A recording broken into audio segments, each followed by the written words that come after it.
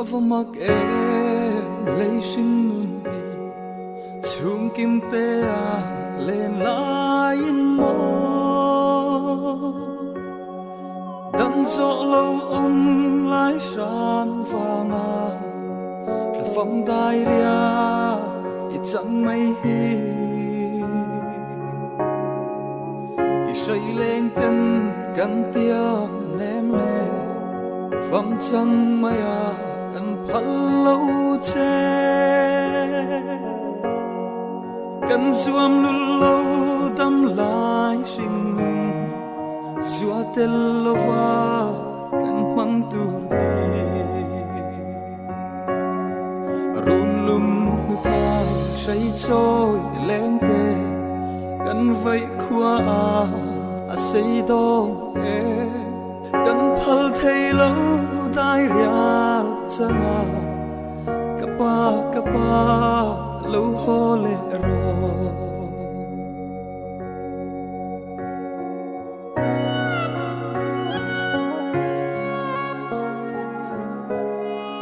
dam ten ile nan ti in dam na rum bel zai kan rela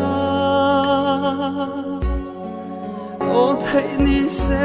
nei lung khongin i dam nang se kan huam sin sing mi dan rua chang si lo no lung lam phaya run lam belin chung ni liam klai khwa farin i fam chan da alori e run lum tha say trôi lên te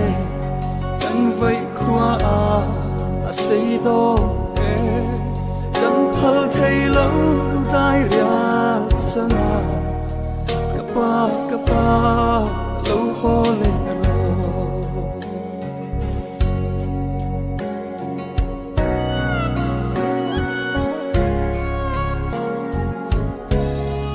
chal ro me ya lo zam le ta drop we vào ten vul zayan re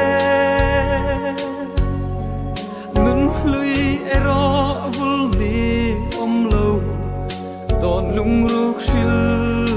ka hai lua e maria ten e